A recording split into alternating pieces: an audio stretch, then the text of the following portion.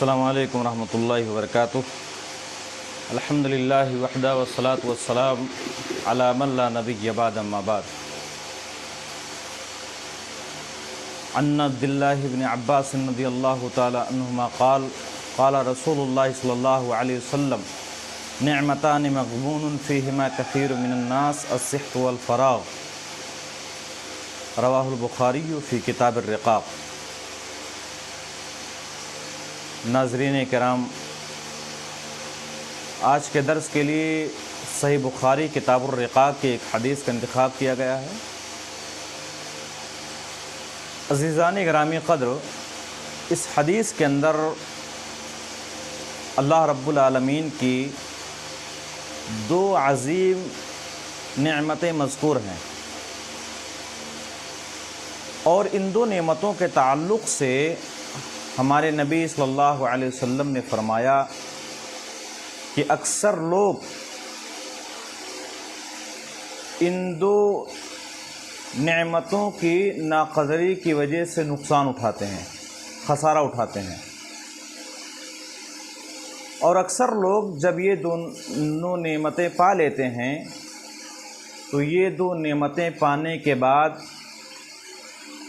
वो सुस्ती, गफलत और लापरवाही में पड़ जाते हैं।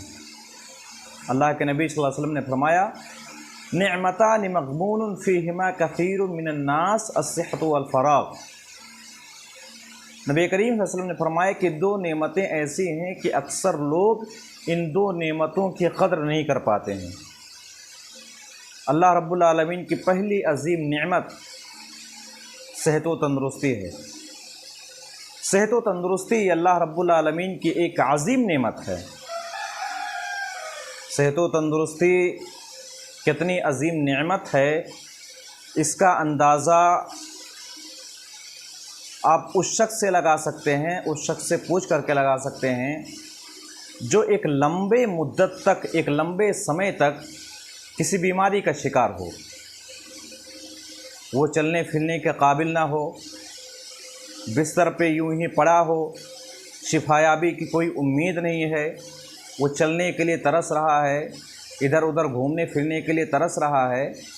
आप ऐसे इंसान से पूछ करके आप अंदाज़ा लगा सकते हैं, इसकी अहमियत का अंदाज़ा लगा सकते हैं कि सेहत व तंदुरुस्ती अल्लाह रब्बुल आलमीन की कितनी अज़ीम नेमत है।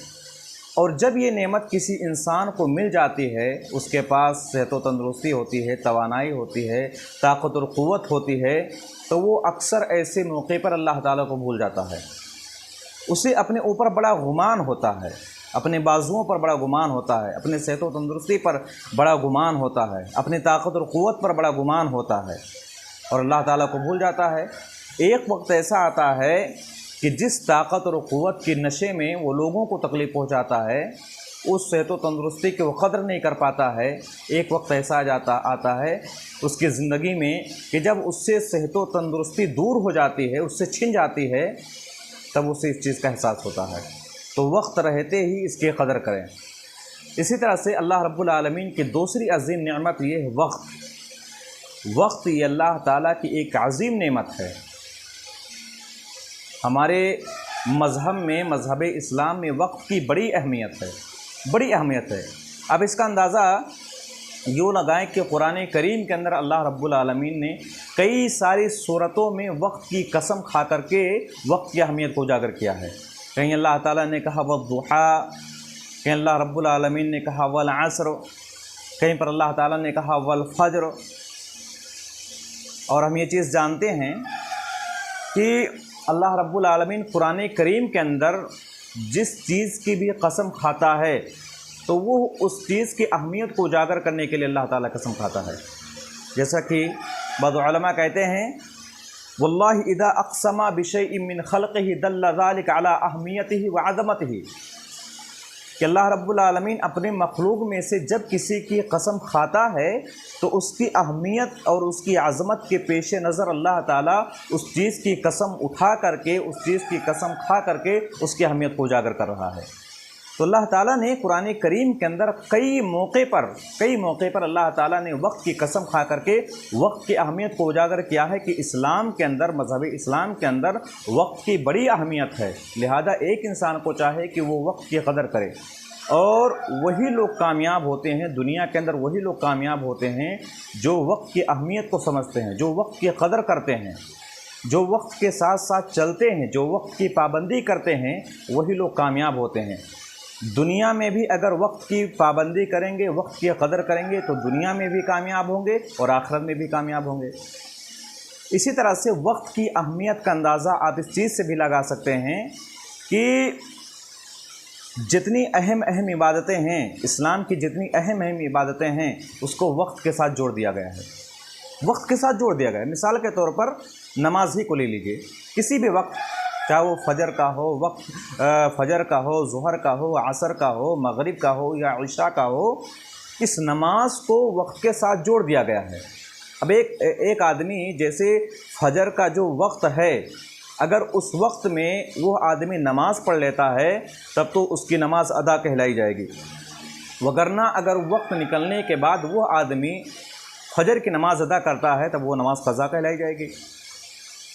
इसी तरह से रोज़ा, ये भी एक अहम इबादत है, इसको भी वक्त के साथ जोड़ दिया गया है। यानी एक इंसान का रोज़ा उसी वक्त माना जाएगा जब वो तुलुए फजर से लेकर के गुरूब आफ्ताब तक खाने पीने से बचा रहे।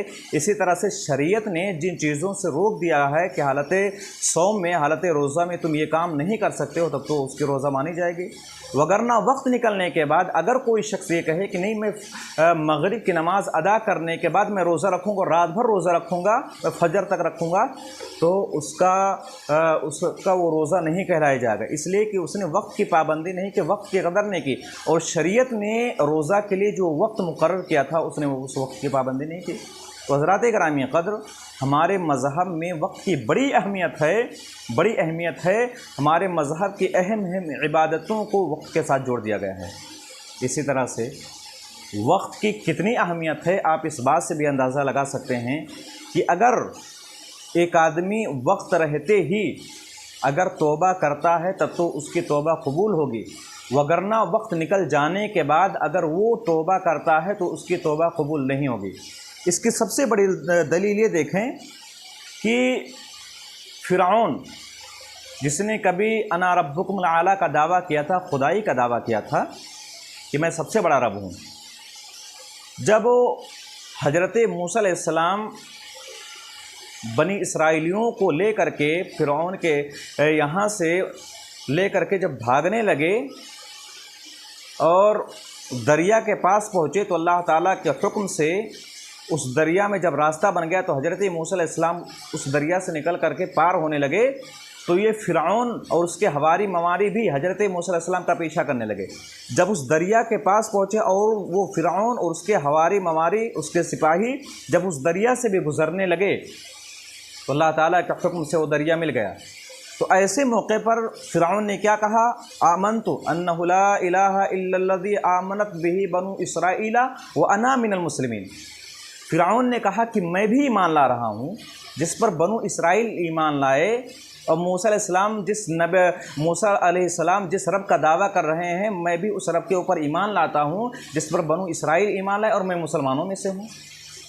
जब मौत उसके सामने है, उसकी रूह कब्ज़ होने वाली है, मौत का फरिश्ता उसके सामने खड़ा हुआ है उसकी रूह निकालने के लिए, वो मरने वाला है, तो ऐसे मौके पर उसने कहा कि मैं ईमान लाता हूँ। तो अल्लाह ताला ने उसके जवाब में क्या कहा, अल-आन वक़द असैत मिन क़ब्ल वक़द कुन्त मिनल मुफ़सिदीन। अल्लाह ताला कह रहा है कि अब तू ईमान ला रहा है, अब तू ईमान ला रहा है, अब तू ईमान लाने का दावा कर रहा है, अब तू ये कह रहा है कि मैं रब के ऊपर ईमान लाता हूँ, हालांकि तू इससे पहले नाफरमानी करता था, मासियत करता था। तेरे पास वक्त था, अगर तू चाहता तो उस वक्त में, अल्लाह ताला से तौबा करता था, इस्तिग़फ़ार कर सकता था, राह रास्त पर आ सकता था, ईमान ला सकता था, लेकिन तूने वक्त की कदर नहीं की। वक्त निकल जाने के बाद तू तौबा कर रहा है, इसलिए तेरी तौबा कबूल नहीं होगी। तो हज़रात गिरामी क़द्र, अगर वक्त रहते ही तौबा कबूल करेंगे तो तौबा कबूल होगी। वक्त निकल जाने के बाद अगर आप तौबा करेंगे, अपने गुनाहों से माफ़ी मांगेंगे, तब आपको आपके गुनाहों से माफ़ी मिलने वाली नहीं है। इसी तरह से वक्त की कदर करें। जब मौत का फरिश्ता आपके सामने खड़ा हो जाएगा आपके रूह निकालने के लिए, ऐसे वक्त पर आप मौत के फरिश्ते से वक्त की भीख मांगेंगे कि हमें थोड़ा सा मौका दे दो, थोड़ा सा वक्त दे दो, ताकि मैं फिर से अमल सालेह करूँ, नेक लोगों में शामिल हो जाऊँ। क्या कहेंगे? व अनफ़िक़ू मिम्मा रज़क़नाकुम मिन क़ब्ल अन यअतिय अहदकुमुल मौत फ़लौला अख़्ख़रतनी इला अजलिन क़रीब। अल्लाह रब्बुल आलमीन से दुआ करेंगे, मौत के फरिश्ते से ये भीख मांगेंगे कि हमको थोड़ा सा मौका दे दो, ज़्यादा नहीं, सिर्फ थोड़ा सा मौका दे दो, ताकि मैं नेक अमल करके नेक बंदों में शामिल हो जाऊं। अल्लाह ताला उसके जवाब में क्या कहेगा? वलन युअख़्ख़िरल्लाहु नफ़्सन इज़ा जाअ अजलुहा वल्लाहु ख़बीरुम बिमा तअमलून। अल्लाह ताला कहेगा किसी भी नफ्स को मुअख़्ख़र नहीं किया जाता है।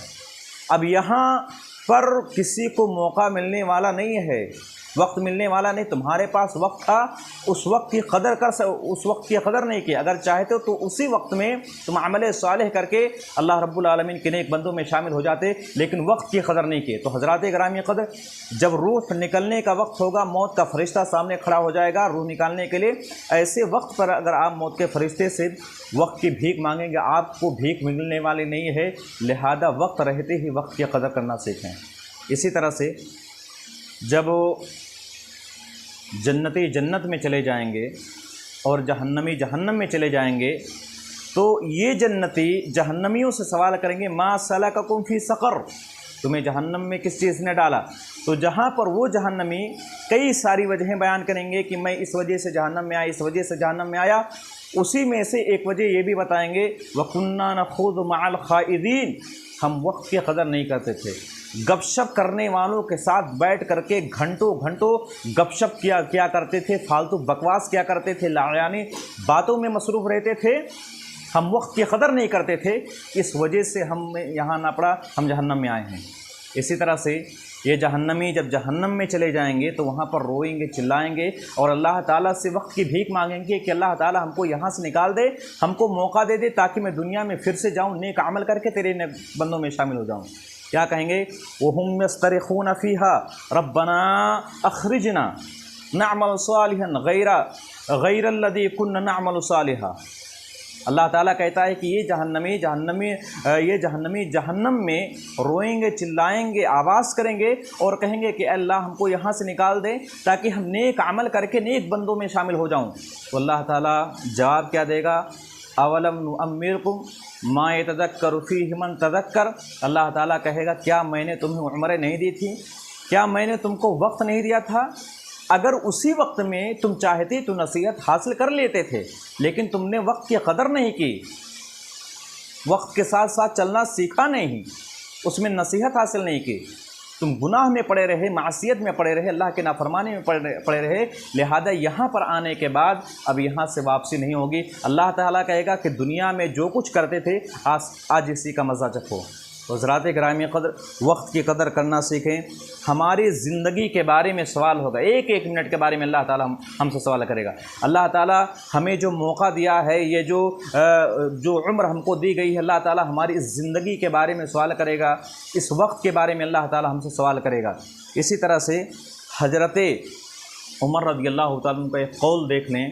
हज़रत उमर रज़ियल्लाहु तआला अन्हु कहते हैं कि मुझे उस शख्स से बड़ी नफ़रत है कि जब मैं किसी शख्स को देखता हूँ कि वो वक्त को ज़ाय और बर्बाद कर रहा है, यानी अपना वक्त अल्लाह की इबादत में नहीं लगा रहा है, दीन को समझने में नहीं लगा रहा है, शरीयत को समझने में नहीं लगा रहा है, अच्छाई और भलाई में नहीं लगा रहा है, तो मुझे उस शख्स से बड़ी नफ़रत है। हज़रत उमर रज़ियल्लाहु अन्हु कहते हैं, इन्नी ला अकरहु अन अजिद अहदकुम फारिगन ला अमला फ़ी दुनिया वला अमला फ़िल आखिरा। हज़रत उमर रज़ियल्लाहु अन्हु कहते हैं कि जब मैं किसी शख्स को देखता हूँ कि वो वक्त को ज़ाय और बर्बाद कर रहा है, तो मैं उससे नफ़रत करता हूँ। ना तो वो आदमी दुनिया में कोई काम कर रहा है, दुनिया के लिए कोई अमल कर रहा है, दुनिया के लिए कोई काम कर रहा है, और ना ही आखिरत के लिए कोई काम कर रहा है, यानी सिर्फ अपना वक्त ज़ाय और बर्बाद कर रहा है, वक्त यूं ही गंवा रहा है, तो मुझे उस शख्स से नफ़रत है। इसी तरह से हज़रात गिरामी क़द्र, आप हरगिज़ ना ये समझें, आप कभी भी ये मत कहें कि मैं टाइम पास कर रहा हूँ, मैं ये काम कर रहा हूँ, मैं ये चीज़ कर रहा हूँ तो सिर्फ टाइम पास के लिए। आप टाइम पास करने के लिए इस दुनिया के अंदर नहीं आए हैं, आपको इस दुनिया के अंदर टाइम पास करने के लिए नहीं भेजा गया है। आपको इस दुनिया के अंदर इस वजह से भेजा गया है कि इस दुनिया के अंदर रहते हुए आप आखिरत की तैयारी कर लें। लिहाजा आप कभी भी ये मत कहें कि मैं दुनिया में टाइम पास करने के लिए आई हूँ या मैं टाइम पास कर रहा हूँ। आप टाइम पास करने के लिए नहीं हैं। अगर आप टाइम पास करेंगे, वक्त की कदर नहीं करेंगे, तो आपकी कदर नहीं की जाएगी। वक्त बड़ी तेज़ी के साथ गुज़र रहा है, वक्त बड़ी तेज़ी के साथ भाग रहा है। अगर वक्त के साथ नहीं चलेंगे, आपको फरामोश कर दिया जाएगा, आपको पीछे छोड़ दिया जाएगा। और याद रखें कि जितने मुस्लिम कौम का आज जो हाल है, ये ख़ुद इन्हीं के नतीजे में, इन्हीं के बुरे नतीजे और इन्हीं के काले करतूतों के नतीजे में है। भला बताइए, क्या मुस्लिम हुक्मरानों इसी हिंदुस्तान के अंदर, इसी वतन अज़ीज़ के अंदर मुसलमानों ने कितने सालों तक हुकूमत की? लेकिन जब उनके अंदर आइश परस्ती आई, उन्होंने वक्त को ज़ाया बर्बाद किया। ये लोग रातों रात मुर्गे को मुर्गे से लड़ाते थे, बकरे को बकरे से लड़ाते थे। ये लोग वक्त को यूँ ज़ाय और बर्बाद किए, जिसके नतीजे में अल्लाह ताला ने इनसे अपना इनाम छीन लिया। अल्लाह ताला ने इनसे हुकूमत और बादशाहत छीन ली, इज़्ज़त और शर्फ छीन लिया, जिसके नतीजे में सारी ज़िल्लत और रुसवाइयाँ हैं। लिहाजा हज़रात गिरामी क़द्र, नाज़रीन कराम, वक्त की कदर करें, तभी आप कामयाब होंगे, दुनिया के अंदर भी कामयाब होंगे और आखिरत में भी कामयाब होंगे। इन्हीं बातों पर इत्तफ़ाक़ करते हैं और रब्बुल आलमीन से दुआ करते हैं कि अल्लाह ताला हम सबको इस चीज़ की तौफ़ीक़ दे कि हम वक्त की कदर करें और जब तक दुनिया के अंदर ज़िंदा रहें, ईमान और इस्लाम पर ज़िंदा रहें। हमारा ख़ात्मा हो तो ईमान पर हो और अक़ीदे तौहीद पर हो। आमीन। तक़ब्बल या रब्बल आलमीन। अस्सलामु अलैकुम व रहमतुल्लाहि व बरकातुहू।